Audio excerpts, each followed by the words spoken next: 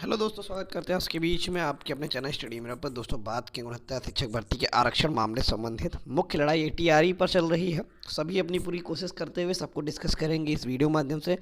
तो वीडियो बिना स्किप करने तक बने रहिए मेरे साथ है आपके अपने चैनल स्टडी मेरा पर। जो लोग चैनल पर नए हैं तो प्लीज़ चैनल को लाइक करें, शेयर करें, सब्सक्राइब के साथ बेल आइकन दबाना भूलें ताकि मेरे वीडियो नोटिफिकेशन आप तक पहुँचते रहें।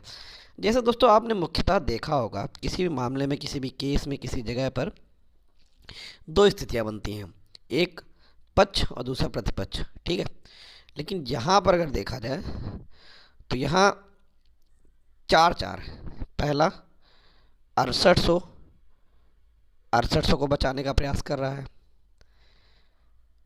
याची लाभ, जो अन्य लोग हैं कोर्ट में आरक्षण पीड़ित अभ्यर्थी, वो याची लाभ की मांग कर रहे हैं। ठीक, और जनरल वर्ग जो है वो अपनी मांग कर रहा है और सरकार का अपना अपना अलग पक्ष चल रहा है। ठीक है, तो यहाँ पर सभी अलग अलग चल रहे हैं और सभी तरफ से बेजोड़ कोशिश की जा रही है। जैसे कि मुख्य लड़ाई तो तीन पक्षों में ही है, अभी सरकार का पूरी तरह से स्टैंड क्लियर नहीं है। और जैसा कि भी आप देख सकते हैं कि मुख्य लड़ाई जनरल और याची लाभ और 6800 के बंधे में चल रही है।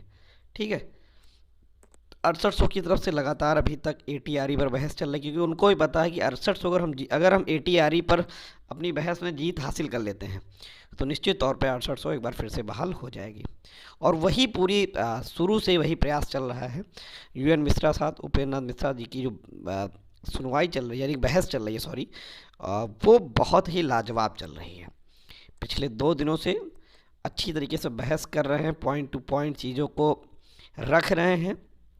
ठीक है, नियमावली और जो भी हैं, आरक्षण की नियमावली और जो भर्ती की नियमावली हैं, ठीक है, और जो भी गाइडलाइंस हैं, जो भी उसके थ्रू आए हुए आदेश हैं, चाहे वो माननीय हाई कोर्ट के हों, माननीय सुप्रीम कोर्ट के हों, यानी कि सभी तरफ से, क्योंकि आपको पता है कि एक बार 6800 क्वैश हो चुकी है, तो इसलिए इस बार वो पूरी प्रयास इसलिए कर रहे हैं क्योंकि उनको भी पता, देखिए, जब एक बार आपको किसी चीज़ में चोट लग जाएगी तो आप संभल के पैर रखेंगे, कि उनको भी पता है कि अब हमें गलतियाँ नहीं करनी है। और इस बार की डबल बेंच में जो लड़ाई चल रही है, आपको बहुत अच्छे से पता, अगर यहाँ से कहीं से गड़बड़ी हुई, चाहे जिस पक्ष के लिए हो, मैं ये नहीं कह रहा हूँ स्पेशली किसी पक्ष के लिए, किसी पक्ष के, मतलब इस यहाँ डबल बेंच से लगभग जिस पक्ष में आदेश आएगा तो स्थिति बहुत मजबूत हो जाएगी।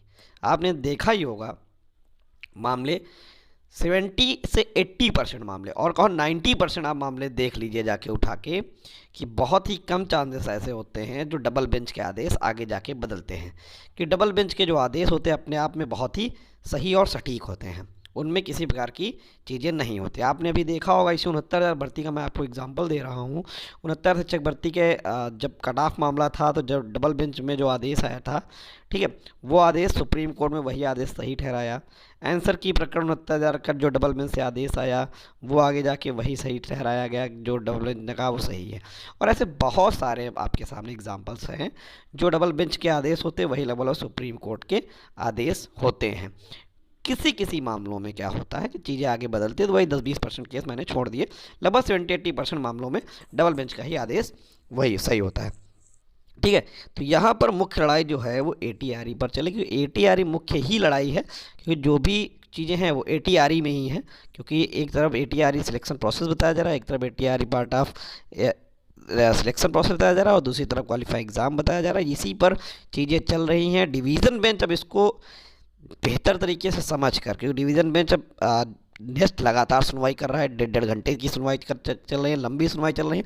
अगर सब कुछ बेहतर रहा तो बृहस्पतिवार, शुक्रवार और शनिवार, ठीक है, 3 दिन। और अगर कुछ इधर उधर ना हुआ तो उम्मीद पूरी है कि इस हफ्ते में ऑर्डर रिजर्व हो जाएगा, अगर लगभग बहस अच्छे से चली, अगर मामला टेकअप होता रहा इसी तरीके से। तो अगर नहीं होता है तो एक आध सुनवाई आपको अगले हफ्ते में देखने को मिल सकती है। उम्मीद मुझे यही है कि लगभग इसी हफ्ते में आपका ऑर्डर रिजर्व हो जाएगा।